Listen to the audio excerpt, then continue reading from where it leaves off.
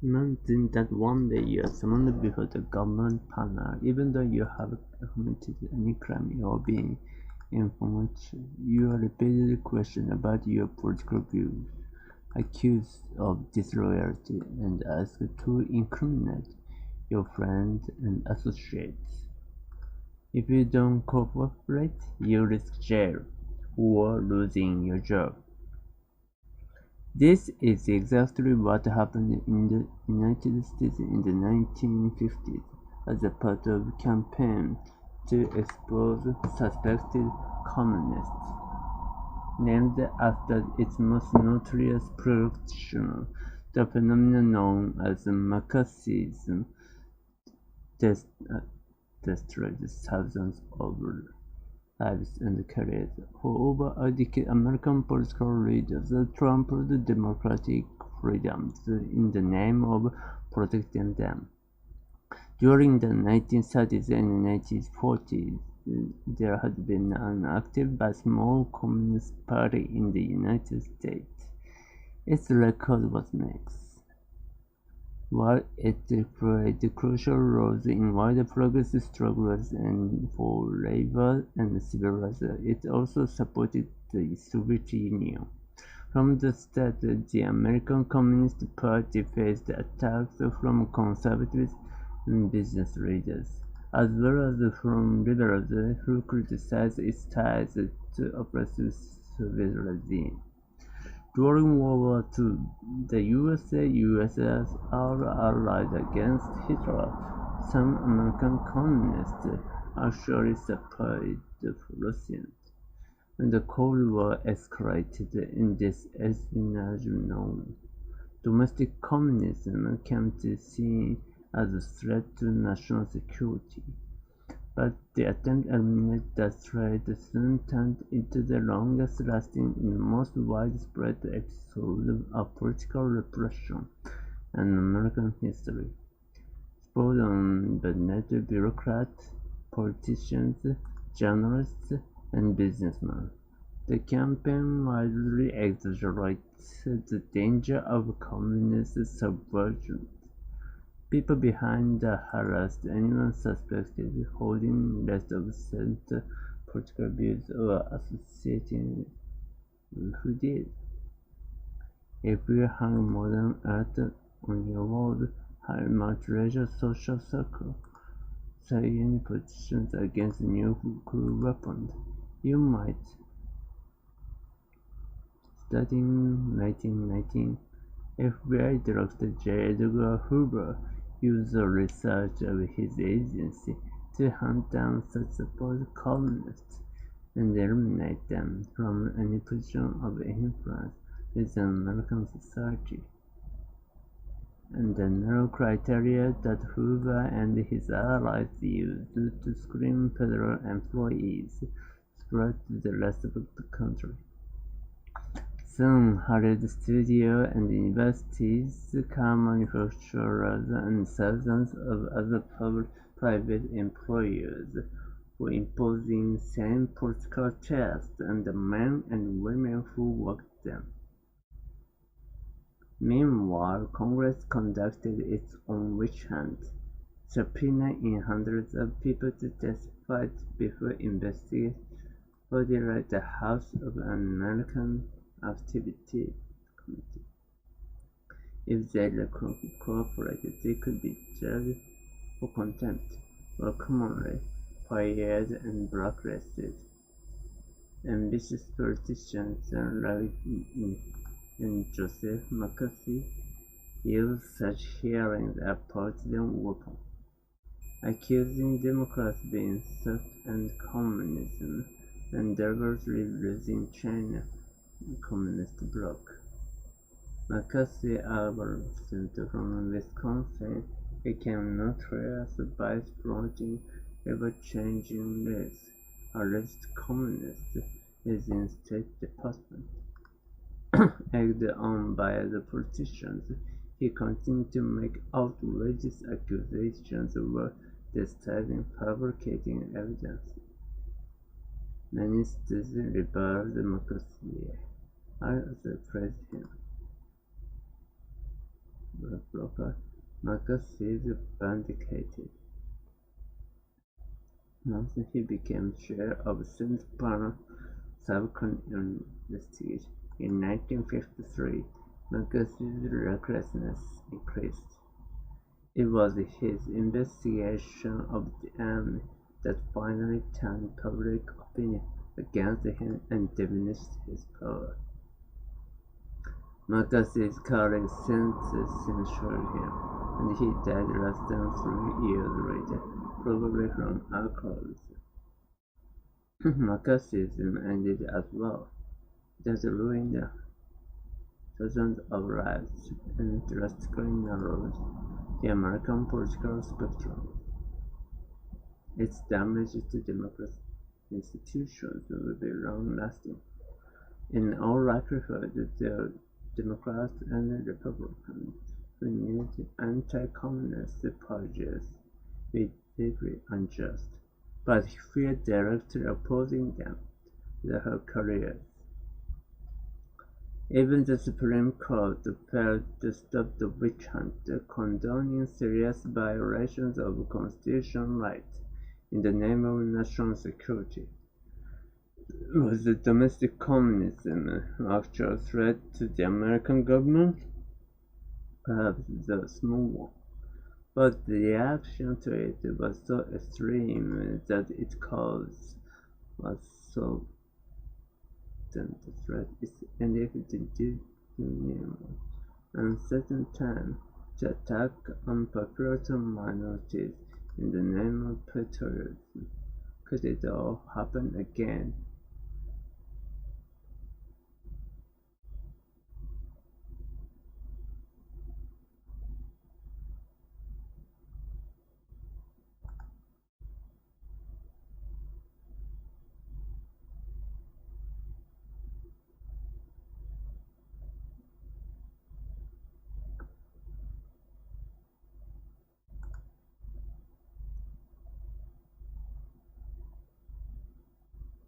I think it was my mistake.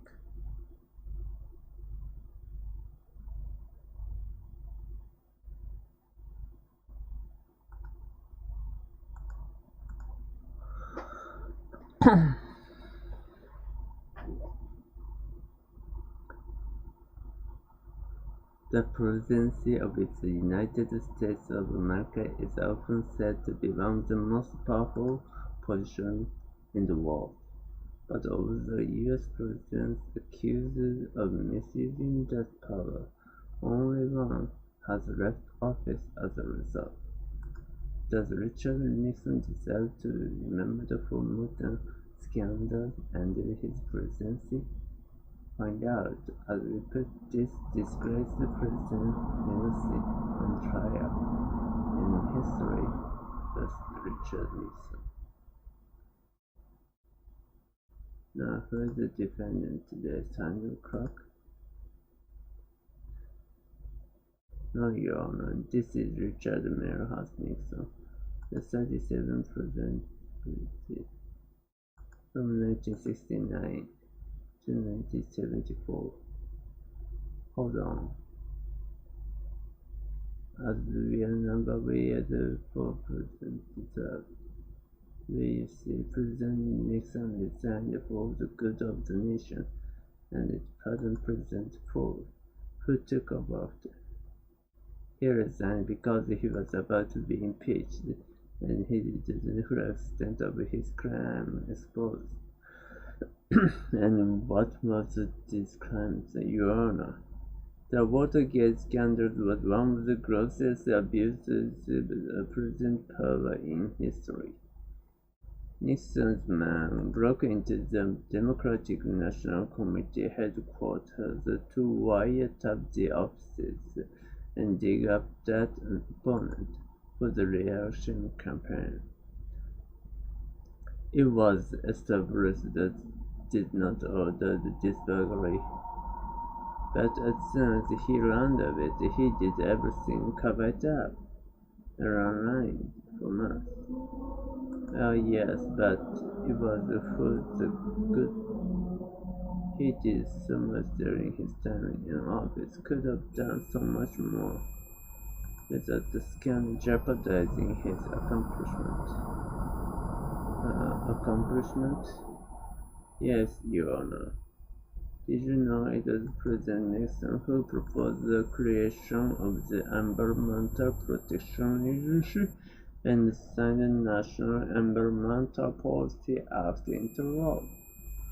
Not to mention endangered species, Marine Mammal Protection Act, Expansion Cleaning Act. Sounds pretty progressive. Hardly. Nixon's presidential campaign called it Southern Border Legend of the Civil Rights Movement. Speaking in civil rights, the prosecution may be surprised to learn he sent Title IX amendment banning gender-based desegregation of schools occurred peacefully, and he wrote past 18, so that he didn't concern students of the poor shot by the National Guard at Kansas State. Instead, he caught them protesting the Vietnam War, a war he had campaigned on ending, but he ended it 2 years after taking office. Meanwhile, his campaign had sabotaged the presidential process, urging the South Vietnamese government to hold out the supposed better term, which I might add didn't materialize. So, for years, in which 20,000 more U.S. troops and over a million Vietnamese died for nothing. A president can interfering for negotiations. Isn't that true reason?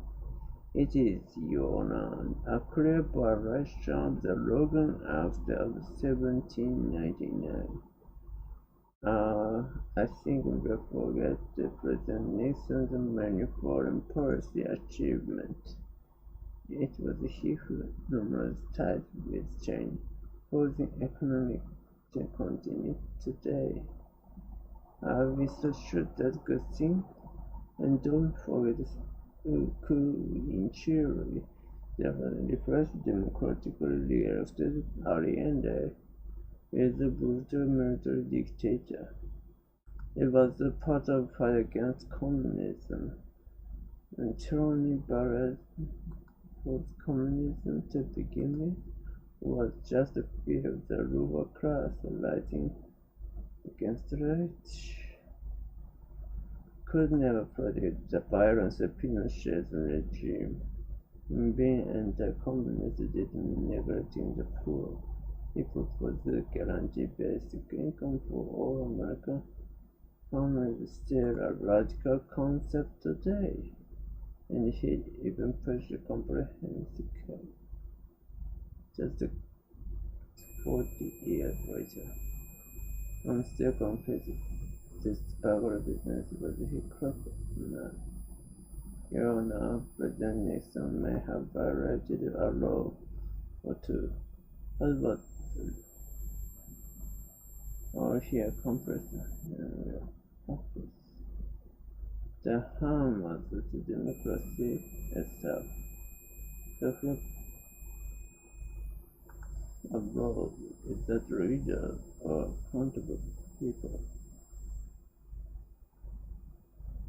have ever risen to the ideas undermined.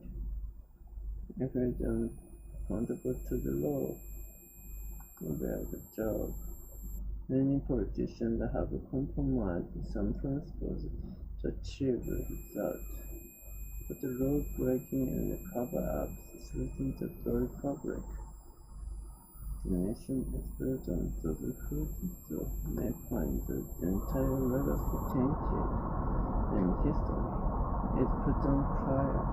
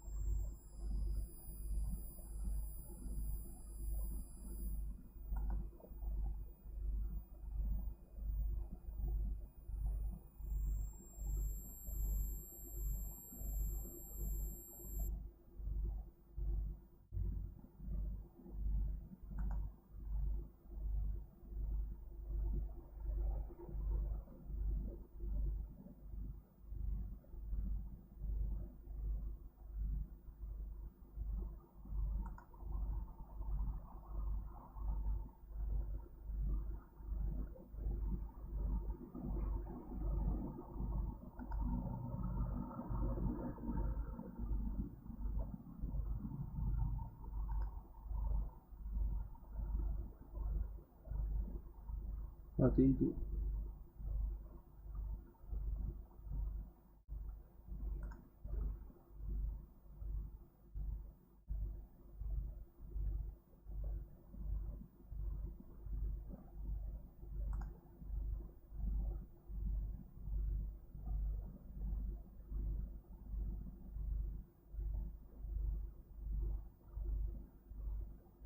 Do we pick the best outcome?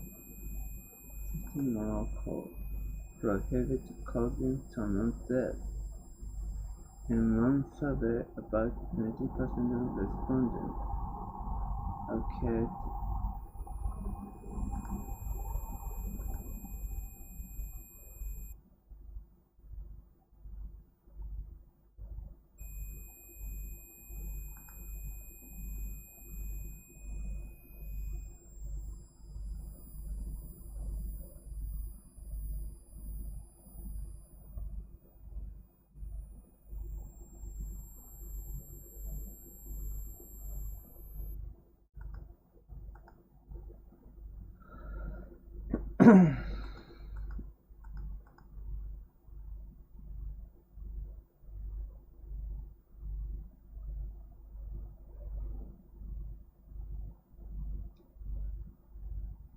third program update. This time is standing on the bridge over the track as the runway trolley approaches. Now there's no second track, but there is a very large man on the bridge next to you. If you push him over, his body will stop the trolley, saving the 5 workers, but he'll die. To utilitarian, the decision is exactly the same. Lose 1 life to save 5. But in this case, only about 10% of people it just threw the man onto the track. Our instinct tells us deliberately causing someone death, different from the running to die or collateral damage. It just feels wrong for reasons they have to explain. This intersection between ethics and psychology is what's interesting about trolley program. But drama is many variations and revealed right or wrong depends on factors rather than logical variance. For example, men are more likely women to say it's okay pushing someone. Comedy club before doing the study experiment. And virtual reality study. People were willing to sacrifice the men that women. Researchers have studied brain activity of people seeking through the classic which versions. Both scenarios activate organic conscious decision making and emotional response. But in the bridge version, response is much stronger. So listen in that area. Internal find the difference. An explanation is pushing someone to death is more personal, activating emotion to current, but we're conflicted. Still, the logical choice. Theology has been criticized.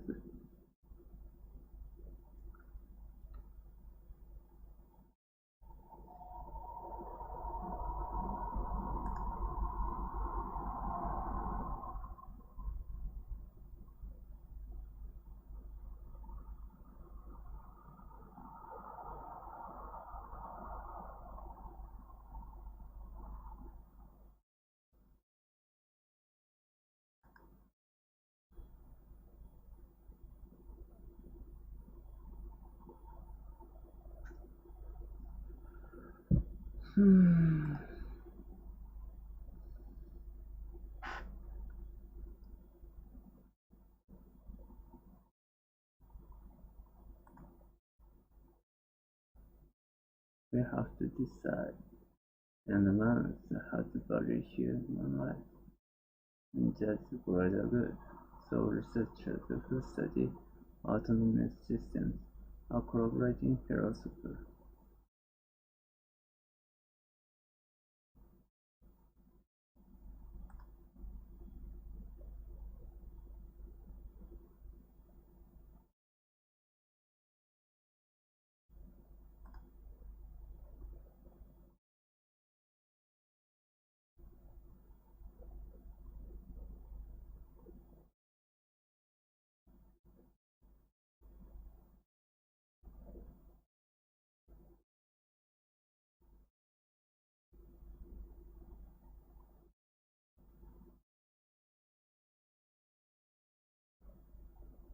There are no problem.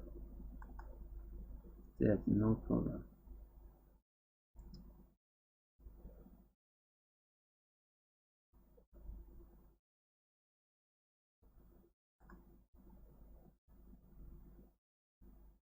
In 1905, psychologists Alfred Binet and Ferdinand Simon designed a test for children who are struggling in school in France, designed to determine which children require individualized potential.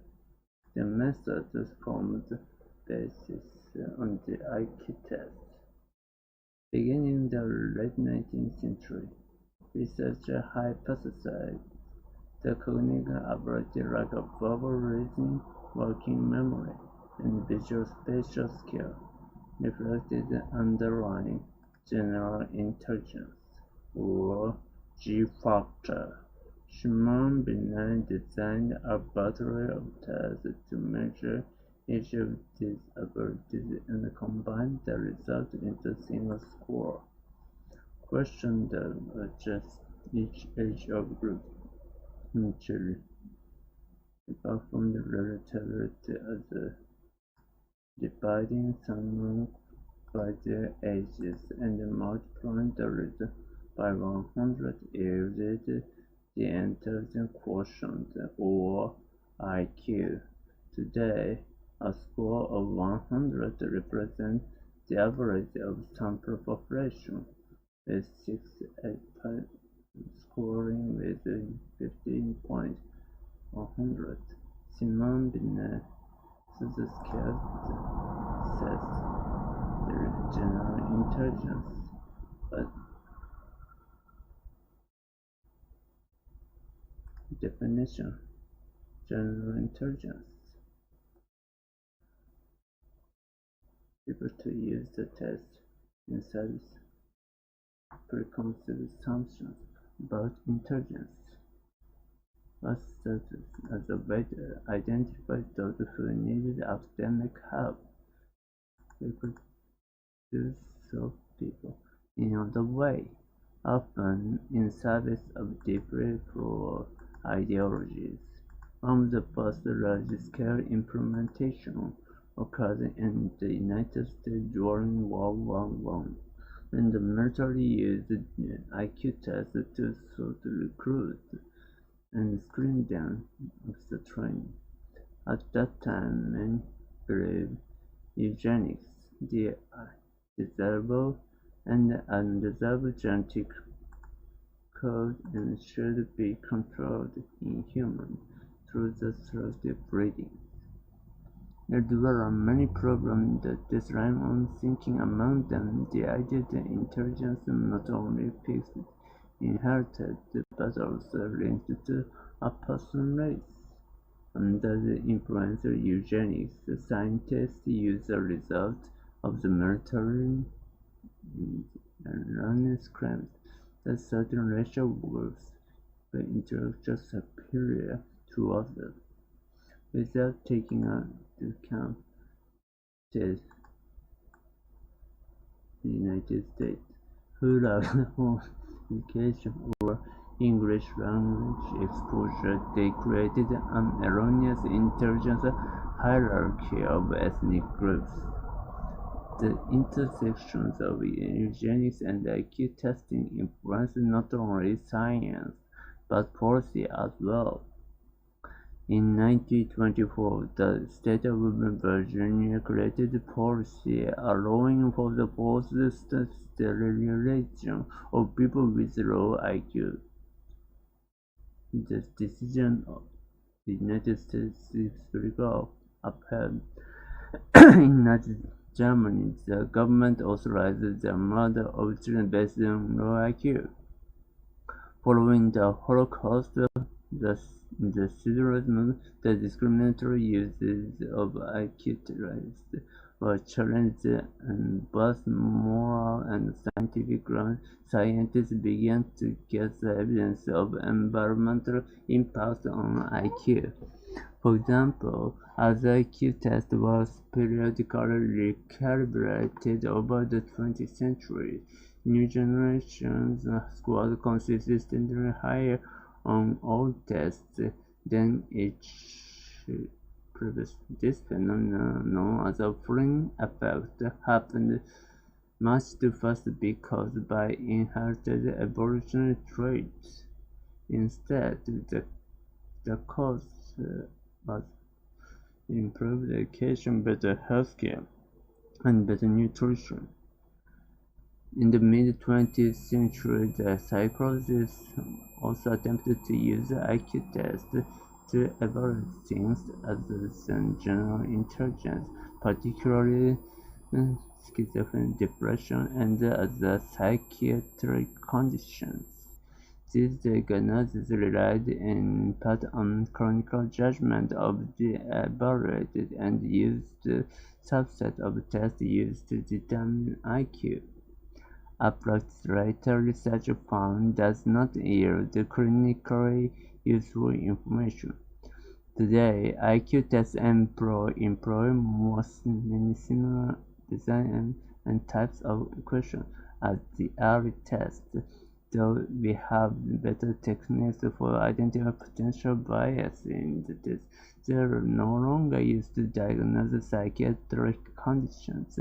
Similar problematic subtest is still diagnosed against of many experts. Psychiatrists around the world still use IQ tests to identify intellectual disabilities, and the results can be used to determine appropriate education support, job training, and assisted living.